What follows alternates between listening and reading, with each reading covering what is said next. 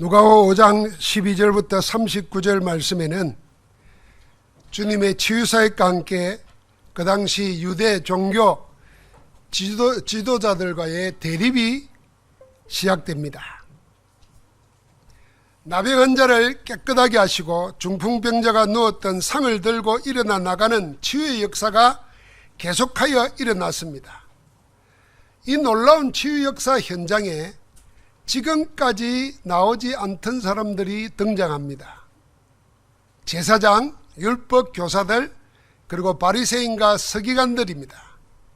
그것도 한 지역이 아니라 갈릴리 각 마을과 유대와 예루살렘에서부터 왔다고 했습니다.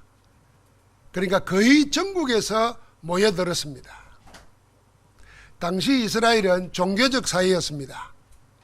유대 종교가 당시 유대인의 신앙만이 아니라 사회생활, 일상 전반을 장악하고 있었습니다.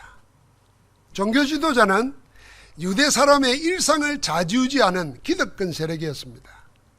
이들이 주님의 사역 현장에 등장하면서 종교와 복음의 대립이 서서히 드러나기 시작합니다. 하나님이 원하시는 신앙생활을 하려면 가장 먼저 할 게 있습니다.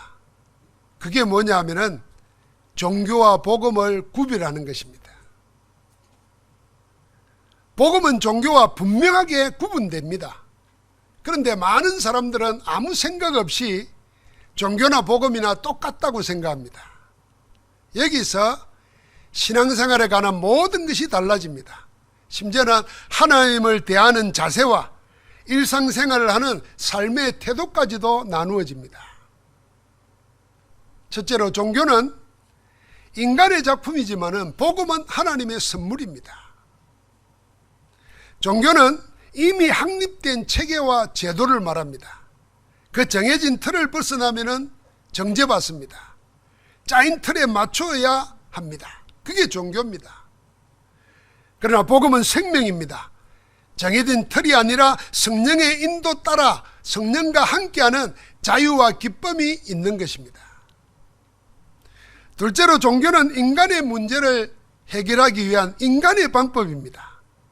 그러나 복음은 인간의 문제의 근원인 죄, 원죄를 해결하기 위한 하나님의 방법입니다. 종교는 인간의 방법으로 인간의 힘으로 목적을 이루려고 합니다. 그래서 고행을 하든지 수행을 하든지 선을 행하든지 금욕하든지 또는 상식에 벗어난 이상한 체험을 하기 위해서 뭔가를 도달하려고 합니다. 인간은 자신을 구원할 능력이 없습니다. 인간의 방법을 의존하는 종교에는 성경이 증가하는 하나님의 구원은 없습니다. 종교는 원죄로부터 인간을 구원할 능력이 없습니다. 그런 의미에서 종교는 무능합니다. 그러나 복음은 스스로를 구원할 수 없는 인간의 무능을 알기 때문에 오직 하나님만을 바라봅니다. 하나님이 하시는 방법을 사모합니다. 하나님은 아무 힘이 없는 인간을 사랑으로 구원하시기로 작정하셨습니다. 그걸 받아들이는 게 복음입니다. 하나님이 세상을 이처럼 사랑하사 독생자를 주셨으니 이는 저를 믿는 자마다 멸망치 않고 영생을 얻게 하려 하심이라. 하나님이 사랑으로 허락하신 그리스도를 통해서 영생 얻는 것이 복음입니다. 그 하나님이 우리가 연약할 때, 우리가 죄인 되었을 때, 우리가 하나님과 원수되어 있을 때 그리스도를 우리 대신 희생시키심으로 여러분과 나에게 구원의 길을 열어주셨습니다. 하나님의 선물이 복음입니다. 그래서 복음은 오직 하나님의 은혜만을 바라보게 하고 은혜인 그리스도만을 의지하게 만듭니다. 결국 모든 종교는 자기 의지만을 기대합니다. 그러나 복음은 오로지 우리를 대신하신 예수 그리스도만을 의지합니다. 마지막 세 번째로 종교는 하면 할수록 원하지도 생각지도 않았던 재앙이 계속해서 옵니다. 그 재앙에 계속 시달리게 됩니다. 여러분, 그래서 어떤 종교에 열심히 했던 사람들, 그 사람들의 가정과 내면을 살펴보면 늘 눌리고 시달립니다. 저 사람이 어떻게 저런 종교에 열심히 했는데 저렇게 할 수가 있어? 하는 그런 불행이 끊임없이 옵니다. 그러나 복음은 우리의 능력과 관계없이 되어지는 하나님의 은혜를 끝까지 누리게 하십니다. 종교가 끝까지 모르는 사실이 하나 있습니다. 그게 뭐냐면은 인간을 멸망으로 끌고 가는 사단이라는 영적 존재의 실제와 영적 문제를 모릅니다. 그래서 자기 열심으로 선을 행하고 우상 숭배하는데도 끝없는 저주재앙에 시달리는 겁니다. 결국 사단의 심부름하다가 자기 뜻에 걸려서 멸망하고 맙니다. 그러나 복음은 인간의 근본 문제인 영적 문제를 해결하고 하나님의 생명을 갖게 하는 하나님의 능력입니다. 사단을 꺾은 왕, 죄와 저주에서 해방하신 제사장, 하나님을 만나게 하는 선지자로 오신 예수님을 그리스도로 영접하여 하나님 나라의 백성으로 살게 하는 것이 복음입니다. 기독교라는 종교를 위하여 복음을 잇는 것이 아닙니다. 그리스도의 복음 때문에 기독교가 존재하는 것입니다. 그래서 그리스도의 복음이 사라진 기독교는 복음이 아니라 종교에 불과합니다. 예수 그리스도의 생명의 복음이 기독교를 기독교 되게 하는 것입니다. 기독교가 생명 없는 종교로 전락하지 않으려면 예수 생명, 예수 능력의 복음으로 무장해야 됩니다. 여러분, 한때는 소련 되기 전에 러시아가 99%가 다 신자였어요. 그런데 공산주의 앞에 완전히 무너져 버렸습니다. 왜 그랬을까요? 복음 없는 기독교라는 껍데기만 있기 때문에 무너지는 것입니다. 그래서 우리는 기독교라는 종교에 매이지 말고 기독교의 핵심이고 내용이고 생명인 복음 안에 있어야 되는 것입니다. 주님께서 고칠 수 없는 나병 환자를 고치시고 수족을 쓰지 못해 침상에 누인 채로 사람들에게 들려온 중풍병자를 일으켰습니다. 그 당시 종교율법으로는 나병 환자는 하늘이 내린 형벌이고 부정한 자라 정죄하여서 가족이나 이웃, 사회 공동체로부터 격리시켰습니다. 성 밖으로 아예 쫓아냈습니다. 다른 사람에게 옮기지 못하도록 예방하는 것이 최선의 방책이었습니다. 그러나 주님은 주여 원하시면 나를 깨끗하게 하실 수 있나이다 하는 그 나병 환자의 요청을 받고 어떻게 했습니까? 13절에 보니까 아무도 종교도 사회도 가까이 않고 버린 그 환자에게 손을 내밀어서 만졌다고 그랬습니다. 나병을 만졌어요. 그리고는 말씀하셨습니다. 내가 원하노니 깨끗함을 받으라. 그 병이 곧 떠났다 그랬습니다. 주님은 사람들에게 침상째로 실려온 중풍병자에게도 그리했습니다. 그들은 몰려든 수많은 무리 때문에 주님 앞에 데려갈 수 없게 되자 그 친구들이 지붕 위로 올라가서 귀화를 걷어내고 중풍병자를 침상채로 달아서 주님 앞에 내립니다. 주님은 그 사람들, 중풍병자와 중풍병자를 데려온 사람들의 믿음을 보시고 이렇게 말했습니다. 내가 내게 이르노니 일어나 내 침상을 갖고 집으로 가라. 병을 고쳐주셨습니다. 이후에 세간에 앉은 세리 레위, 이 사람이 나중에 마태복음을 기록한 마태가 됩니다. 이 레위를 보시고는 제자로 불렀습니다. 레위는 부름받은 그때 모든 것을 버리고 주님의 제자로 따라 나섰습니다. 그러고는 자기 집에서 주님을 위하여 큰 잔치를 베풀었습니다. 그 자리에 종교 지도자들은 죄인이라고 정죄해 놓고 사람 취급도 않는 많은 세리들과 다른 사람들이 참석해서 함께 식사를 했습니다.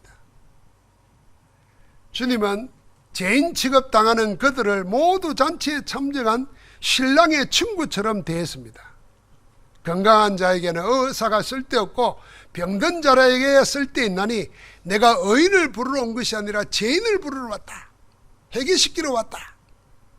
주님은 이렇게 달랐습니다. 주님은 사람을 판단하고 정죄하여 분리시키는 죽은 종교와 달랐습니다. 전통과 율법을 가지고 사람의 일상까지 장악하고 그 영혼을 멸망으로 내보는 생명 없는 종교와 달랐습니다. 종교는 나병한 자나 중풍병자를 판단하고 정죄하여 가족과 사회로부터 격리시켰습니다. 병도 고통스러운데 병보다도 더 고통스러운 것은 병 걸렸다고 사랑하는 모든 가족들, 사람들로부터 소외되고 잊혀진 자로 아예 존재하지 않는 투명인간처럼 살아야 한다는 것입니다. 종교는 병자의 삶을 죽음보다 더한 고통으로 내몰았습니다. 그러나 주님은 그런 나병 환자에게 손을 내밀어 고치셨습니다. 병만 고친 게 아니라 병이 든 이후에 병보다 더 고통스러웠던 사회의 편견과 사람 취급받지 못하는 영혼의 상처까지도 어루만졌습니다. 그래서 일어나 가라 말하기 전에 먼저 네 죄사함을 받았느니라 말했던 겁니다. 종교는 먹고 살기 위해 어쩔 수 없이 해야 됐던 업으로 종교가 만들어 놓은 율법이나 전통을 지킬 수 없는 사람을 죄인이라고 정죄했습니다. 가까이에서는 안 될 사람으로 규정해 놓고 그런 사람들과 자리만 같이 해도 부정한 자, 불결한 자로 취급했습니다. 그렇게 죄인된 자들이 그때 당시에 수도 없이 많았습니다. 가난한 사람들, 가부들, 먹고 살기 위해서 세리라 하든지 창기라 하든지 전부 다 뭐냐? 율법적으로, 종교적으로, 사회적으로 죄인이었습니다. 아무도 그들도 보지 않았습니다. 그들은 자기 신분이나 업 때문에 어쩔 수 없는 종교 사회 죄인이 되어서 버림받는 외로움과 고통 속에서 살아야 했습니다. 그러나 주님은 죄인으로 낙인 찍힌 세리와 많은 사람들을 친구로 대했습니다. 그런 사람들을 어루만지고 죄를 사해주고 병을 고치고 함께 식사하며 같이 했습니다. 종교적 사회였던 그 당시 눈으로 볼 때 주님이 하는 모든 말과 은행은 파격이었습니다. 이미 엄청난 이득을 누리고 있는 종교 기득권 세력들이 볼 때는 자기들이 오랜 세월 쌓아놓은 부귀영화의 공동탑을 무너뜨리는 아주 위험하고 파괴적인 생각이고 행위였습니다. 주님이 하시는 여러 사역과 은행을 보면서 거기 있는 무리들과 다르게 종교 지도자들은 생각했습니다. 모든 사람들은 병고침을 받으니까 오늘 우리 가운데 놀라운 일이 일어났다, 우리가 하나님의 영광을 봤다 하고 영광 돌리는데 종교 기득권자들은 그런 무리와 달랐습니다. 자기들이 만든 틀을 가지고 의심하고 질문하고 대립하기 시작합니다. 그래서 누가복음 5장에는 종교와 복음의 대립이 본격적으로 나옵니다. 오늘 말씀에는 한 3가지를 문제 삼았어요. 지금도 여전히 그럴 겁니다. 그 첫 번째가 뭐냐 하면은 주님을 신성모독하는 자라 했습니다. 신성모독이다 말은 율법으로 아예 해결받을 수 없는 제명을 씌운 것입니다. 중풍병자 보고 그 믿음을 보고 먼저 내 죄사함을 받았느니라 이러니까 뭐라고 생각하냐면 저가 누구이길래 감히 오직 하나님 외에 누가 누구의 죄를 사하겠느냐, 참나마도다, 신성모독이다 이렇게 생각한 겁니다. 기득권 세력의 눈으로 볼 때는 당연히 신성모독이고 죽어 마땅한 무서운 죄입니다. 그러나 주님은 이어서 말합니다. 너희가 무슨 생각을 하느냐? 둘 중에 어느 것이 더 쉽겠느냐? 내 죄 사함을 받았다는 말과 일어나 걸어가는 말 중에 어느 게 더 쉽겠느냐? 주님은 누가 감히 이렇게 생각하는 그들에게 그렇게 물었어요. 여러분은 어느 것이 더 쉽겠습니까? 제3을 받아내라는 말하고 중풍병자 보고 일어나 들고 걸어가는 말하고 어느 게 쉽겠어요? 둘 다 쉽지 않지요. 우리는 아마 종교 지도자들도 그랬을 겁니다. 자기들이 말한 대로 제사하는 거는 하나님만 할 수 있는데 이렇게 생각하기가 쉬운 일이 아니죠. 그런데 그거보다 더 어려운 거는 뻔히 중풍병자라 침상에 실린 채로 온 사람 보고 일어나 걸어가라 그랬다가는 망신당할 것 같잖아요. 그렇게 말 안 하고 있는 거예요. 그때 주님께서 놀라운 선언을 하셨습니다. 그러나 인자가 땅에서 제사하는 근세가 있는 줄을 너희로 알게 하리라. 그리고는 중풍병자를 보고 일어나 내 상을 들고 집으로 가라 하셨습니다. 종교 기득권자들은 도저히 할 수 없는 오래된 병, 그래서 포기하고 종교법으로 정지하여 격리시키고 죽음보다 못한 비참한 삶을 살게 한 병을 단번에 말씀으로 고치셨습니다. 어찌 그냥 있을 수 있겠습니까? 그래서 길을 쓰고 종교 권력은 주님의 사역을 방해하기 시작합니다. 그들은 하나님 한 분 외에 누가 감히 죄를 사하겠느냐고 그렇게 말했지만 사실은 그들이 이미 하나님이 되어 있습니다. 율법과 사람의 유전이나 전통을 가지고 죄를 정지하고 죄를 사하기도 합니다. 이런 근세는 우리만 할 수 있는 전매 특권인데 네가 우리의 허락도 받지 않고 누구 마음대로 죄를 사느냐, 이렇게 말하는 겁니다. 이를 잘 아는 주님은 하나님의 보내신 자 그리스도로 죄를 사는 근세가 있음을 알게 하려고 일부러 그렇게 하셨다는 것입니다.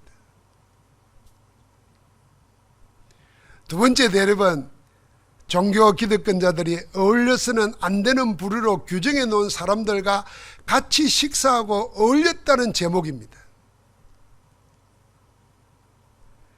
그 당시는 사람들이 식사하며 사람을 사귀는 것까지도 종교법으로 규정해 놓고 통제했습니다. 죄인이라 규정해 놓은 자들과 함께 어울리기만 해도 같은 죄인 취급받습니다. 이미 생명을 잃어버린 종교가 개인이나 사회의 모든 일상을 장악하고 근세를 행하고 있는 것입니다.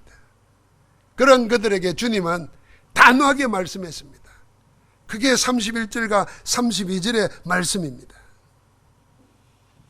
내가 의인을 부르러 온 것이 아니라 죄인을 불러 해결시키러 왔다. 예수 그리스도는 종교가 죽인 사람들, 죄인을 불러서 함께하고 살리러 오신 분입니다. 종교적 율법적인 죄만이 아니라 종교 율법 이전의 죄가 있습니다. 모든 죄의 근원인 원죄를 해결하기 위하여 하나님의 보내신 메시아로 오신 그리스도이십니다. 예수는 그리스도이십니다. 영이 하나님 떠나 죽은 자를 살리는 선지자로, 죄와 사망의 법에 갇혀 일평생 종노릇하는 죄에서 해방시키러 온 제사장이요, 멸망시키는 사단의 근세를 꺾은 왕이십니다. 주님은 하나님이 보내신 그리스도이심을 세상에 알게 하려고 의도적으로 세상에서 죄인 취급하는 사람들과 어울리고 죄사함을 먼저 했던 것입니다. 우리는 그리스도의 복음 안에서 함께하지 못할 자가 없습니다. 그리스도 없는 모든 사람은 그리스도가 필요한 구원의 대상자입니다. 그리스도가 있는 우리는 그들에게 복음을 전해야 하는 전도자입니다. 주님은 전도자로서 어떻게 해야 하는지를 몸으로 친히 보여주신 겁니다. 종교인처럼 하지 말고 규정해 놓고 판단해 놓고 만날 사람 안 만날 사람 그러지 말고 복음 가지고 누구든지 만나야 돼요. 영원한 적이 없습니다. 영원히 하나님 만나야 될 사람들이라. 그래서 우리에게 복음 살리는 길을 먼저 주신 것입니다. 마지막 세 번째 대립은 금식과 기도의 문제입니다. 종교 기득권들은 바리새인이나 심지어 세례요한의 제자들도 금식하고 기도하는데 왜 당신들의 제단은 그렇게 하지 않느냐 하고 시비를 겁니다. 주님이 금식하고 기도하는 것 자체를 부정하지 않습니다. 금식하는 기도가 문제가 아니라 지금 뭐 해야 될지 그게 더 중요하다고 말씀하십니다. 혼인잔치에 참석한 손님들이 신랑과 함께 있을 때에 금식할 수 있느냐는 거예요. 아니 신랑이 혼인잔치에 불러 모아놓은 손님들 보고 아무것도 안 내놓고 금식합시다, 이 말이 되겠냐는 거예요. 그러나 그날이 오면은, 신랑을 빼앗길 날이 오면은 이건 주님이 죽음을 당할 일을 미리 암시하는 겁니다. 그때는 금식하지 말라 그래도 금식하며 기도해야 된다는 거예요. 금식 기도, 그게 문제가 아니라 지금이 뭐 해야 될 때인가, 그걸 알라는 겁니다. 지금은 신랑이신 그리스도와 함께 먹고 마시면서 기뻐하고 즐거워할 때다. 말씀을 받고 말씀 붙잡고 기도하고 그 말씀이 역사하신 걸 보면서 하나님 나라가 임했음을 즐거워할 때이지 굶고 기도할 때가 아니라는 겁니다. 죽은 종교는 지금 뭐 해야 할 때인지에 대해서 관심이 없습니다. 오로지 자기들의 기득권을 지키기 위해서 모든 전통, 율법, 예식, 시간표 이런 걸 다 이용합니다. 자기 이득 목적을 위해서. 그러나 주님은 전통이나 예식의 본질, 이거 왜 하느냐, 그걸 귀중하게 생각합니다. 사람을 억압에서 해방하고 그 영혼을 하나님과 함께 기뻐하는 생명의 구원에 이르는 시간표에 집중하는 것입니다. 유대 종교의 기득권 세력과 예수 그리스도와의 대립이 시작됐습니다. 이 대립을 통해서 주님은 더 분명하게 하나님의 복음을 우리에게 밝히십니다. 예수 그리스도가 누구시며 무엇을 위해 오셨으며 어떻게 하실지를 분명히 나타내신 겁니다. 주님이 밝히시는 복음으로 더욱더 확고하게 서게 되기를 주의 이름으로 축복합니다. 이제 우리가 생명 없는 종교 생활에서 벗어나서 생명의 복음 생활로 옮겨야 됩니다. 드로아에서 마게돈으로 옮긴 것처럼 죽은 종교에서 산 생명의 복음으로 우리를 새롭게 시작하도록 옮겨야 될 줄 믿습니다.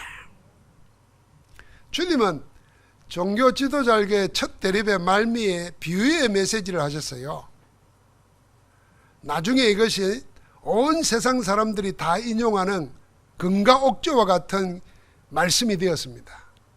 그 말씀이 새 포도주는 새 부대에 담으라 하는 말씀입니다. 이 비유를 통해서 이미 그리스도를 놓친 종교는 입을 수 없는 헌옷이 되었습니다. 아무것도 담을 수 없는 헌 부대가 되었습니다. 하나님 떠나 사단의 종이 된 원죄로 죽은 영혼을 구원할 능력이 없는 종교는 이미 죽은 것입니다. 종교의 무능을 지적한 겁니다. 이제 생명력을 잃고 굳어버린 체계와 제도가 돼 사람의 일상까지 영혼까지 얽으면 옛 틀의 종교에서 벗어나라. 이제는 생명 없는 종교생활에서 벗어나서 생명의 복음으로 새 틀을 짜라 말씀하시는 겁니다. 우리 같이 한번 해볼까요? 새 포도주는 새 부대에 담아라. 그 말씀이 바로 그 메시지입니다. 여러분, 새 포도주가 뭡니까? 하나님의 말씀이 새 포도주입니다. 하나님의 복음인 예수 그리스도가 새 포도주입니다. 예수 그리스도를 영접함으로 얻게 되는 하나님의 생명, 영생이 우리가 담아야 할 새 포도주입니다. 이 생명은 죽어 무능한 종교가 말하는 인간의 힘이나 방법과는 다른 것입니다. 이거는 하나님이 위로부터 주시는, 거저 주시는 은혜의 선물입니다. 이게 새 포도주입니다. 새 부대는 뭡니까? 인간의 노력이나 방법이 아니라 하나님의 은혜로 주어지는 믿음이 새 부대입니다. 그래서 우리가 복음을 담을 수 있는 그릇은 돈이나 이력이나 신분이나 경력이 아니고 우리의 믿음만 있으면 되는 것입니다. 사람이 마음으로 믿어 의에 이르고 입으로 시인하여 구원에 이른다고 그랬습니다. 오직 우리의 믿음만이 새 포도주를 담을 수 있는 새 부대입니다. 우리는 믿음의 새 부대만 준비하면 하나님은 새 포도주를 얼마든지 담아주실 줄 믿습니다. 아마 이런 생각하시는 분들이 있을 거예요. 어떤 사람은 똑같은 자리에서 예배하면서 설교를 듣고 응답을 받고 증거를 얻고 하는데 나는 왜 안 되는가? 이렇게 생각하는 분도 있을 것이고, 나도 하나님의 말씀의 응답의 정인으로 나가고 싶다. 어떻게 하면 되겠습니까? 히브리서 4장 2절에 그런 사람들이 성경시대에도 많았는가 봐요. 그래서 하나님의 히브리서 4장 12절에 이렇게 말했습니다. 그들과 같이 우리도 복음 전함을 받은 자이나 들은 바 그 말씀이 그들에게 유익하지 못한 것은, 말씀을 같이 들었다는 거예요. 그런데 말씀 듣고도 어떤 사람들은 아무 유익이 안 되었다는 거예요. 그 이유가 뭐냐 그랬어요. 밝혔습니다. 듣는 자가 믿음과 결부시키지 아니함이라. 하나님의 말씀을 받고 그 말씀에 믿음으로 연합하지 않았기 때문에 받은 말씀을 듣고도 유익을 못 얻는다는 겁니다. 주님이 말씀하시니까 나병 환자가 깨끗해졌고, 주님이 말씀하시니까 중풍병자가 일어나서 걸어나갔고, 주님이 말씀하시니까 풍랑이 잔잔해지고 죽은 자가 살아나는데 나는 왜? 이런 질문을 하게 되잖아요. 그때 이랬어요. 우리의 돈이 필요한 게 아니고, 우리의 정성이 필요한 게 아니고, 우리의 믿음의 부대를 준비해야 되는 겁니다. 말씀은 하나님의 말씀입니다. 말씀을 하나님으로 말씀으로 받아 믿을 때 그 말씀이 너희 믿는 자 속에 역사하느니라. 어떻게 역사합니까? 영과 혼을 찔러 쪼개고 간절과 골수를 찔러 쪼개어 살리시고 우리의 마음과 생각을 감찰하면서 우리 전체를 회복시키시고 살리시고 강건하게 하시고 능력 있게 하시는 줄 믿습니다. 우리는 이제 오래되어서 익숙한 종교, 그래서 제대로 보지 못하고 스스로 붙잡혀 있는 종교의 실상을 봐야 됩니다. 여러분, 내가 늘 드리는 예배니까 늘 같은 예배라 그렇게 식상해 있으면은 우린 종교에 물든 자가 됩니다. 그러나 살아있는 생명은 다릅니다. 여러분, 아마 집에 키우는 반려동물이나 식물도 있을 것이고 있을 겁니다. 그걸 볼 때 여러분 어떤 마음이 듭니까? 못 죽이고 죽어갈 때 어떤 마음이 들어요? 수지에 있는 화분 2개를 차에 실어가고 오는데 오다 보니까 차에 눌려가지고 끝까지 있더라고요. 그 어차피 집사람 버리라고 한 건데 내가 생명 살리는 사람인데 이 죽여서 되겠나 싶어서 싣고 왔는데 이게 발랑달랑 눌려가지고 부러져 있어요. 이걸 내가 끊어내려고 하다가 테이프로 같이 붙였어요. 아마 살아날 거예요. 하나는 뽑히더라고. 그 뽑혔는데 그거 버리기 아까워서가 아니라 화분에 남은 데다 넣고 영양제를 넣어놨어요. 살아날 겁니다. 우리가 애정을 가지고 있는 식물, 동물 안에도 살리는 것이 기쁨이고 목적인데, 하나님이 우리에게 온 세계를 살리라고 여러분과 나에게 살리는 복음, 생명의 복음, 그리스도를 주신 줄 믿습니다. 그래서 우리가 죽이는 종교, 거기에 묶이면 안 됩니다. 자, 식물도 동물도 살리려고 하는데 내 영혼을 살려야 됩니다. 그러려면 늘 드리는 예배처럼 형식적으로 아무 감동 없이 드리는 예배, 그 돌짝밭이 되어버리고 길가가 되어버리고 가시들기가 되어버린 내 영혼을 깨워야 됩니다. 죽은 종교에서 살아있는 생명으로 나아가야 될 줄 믿습니다. 새 포도주를 여러분 새 부대에 담으라고 그랬습니다.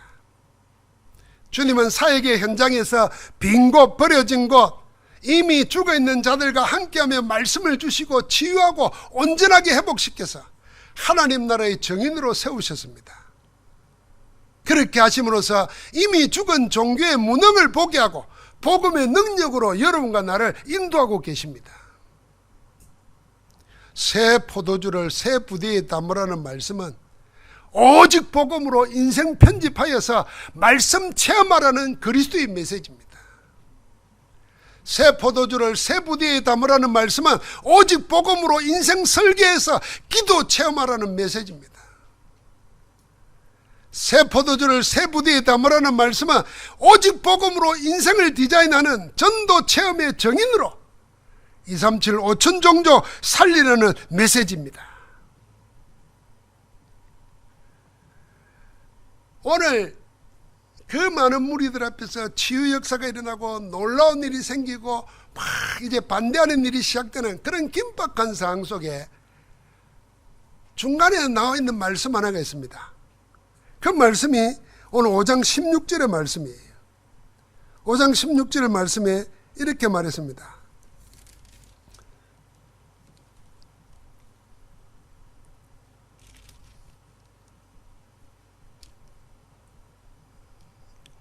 (15절에) 예수의 소문이 더욱 퍼지며 수많은 무리가 말씀도 듣고 자기 병도 고침을 받고자 하여 모여오되 예수는 물러가사 한적한 곳에 기도하시니라.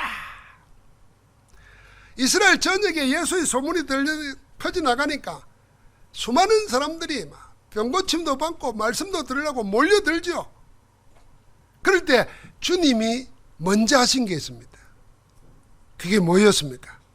물러가서 한적한 곳에서 기도하시니라 그랬습니다. 주님은 기도가 먼저였습니다. 주님은 일하기 전에 기도부터 하셨습니다.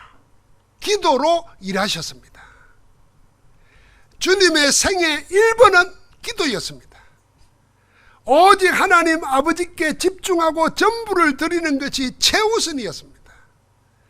오직 하나님께 몰입하기 위해서 아무 것에도 방해받지 않는 한적한 곳, 조용한 장소와 시간을 일부러 찾으셨습니다. 우리 주님에게는 기도가 먼저이고 전부였습니다. 기도가 1번이고 기도가 항상이었습니다.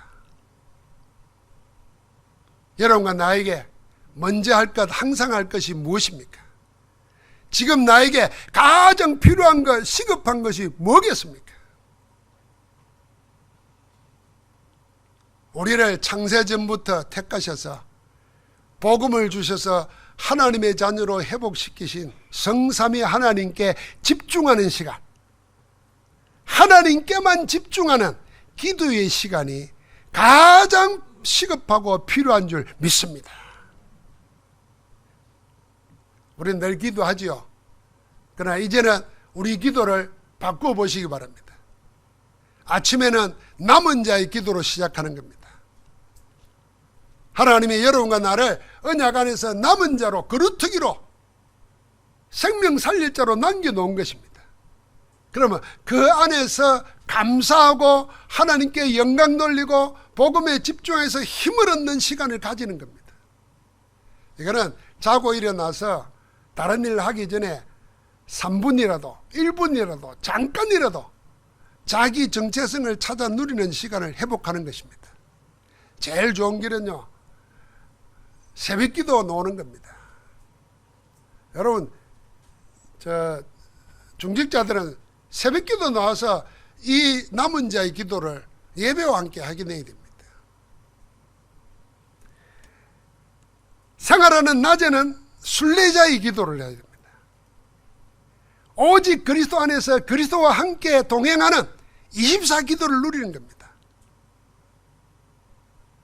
어제 은퇴하신 동기 목사님, 연세 많으신 분이 저 강원도 정선에 계시면서 전화가 왔어요. 내가 멸치를 보내줬더니 자기 멸치 볼 줄 아는데 맛있다면서 잘 먹겠다면서 고맙다면서 전했는데 혼자 계시니까 나 항상 같이 있지. 누구랑요? 주님과 함께 있지. 밥 먹으면서도 주님과 같이 먹지 그러시더라고요. 그래서 내가 웃으면서 미안합니다. 말 잘못해서 내가. 여러분, 우리는 늘 혼자 있어도 혼자가 아닙니다. 우리 안에 함께 하시는 주의 성령께서, 하나님께서 우리와 함께 하시면서 우리를 인도하십니다. 그래서 항상 일하는 낮 동안에는 나와 함께하는 그리스도를 확인하는 것입니다. 저녁에는 정복자의 기도로 나와 교회와 현장에 치유하고 전무후무한 응답을 받는 영혼의 기도, 25의 기도를 누리시기를 주의 이름으로 축복합니다. 우리는 누굽니까? 성삼위 하나님이 함께 하시는 하나님의 자녀입니다. 하나님의 형상과 하나님의 생기와 생명의 말씀의 능력이 우리 안에 세팅되어 있습니다. 하나님께 집중하여 믿는 자의 기도에는 하늘 보좌의 비밀과 시공간을 초월하는 능력과 237 빛의 역사가 나타나게 되어 있습니다.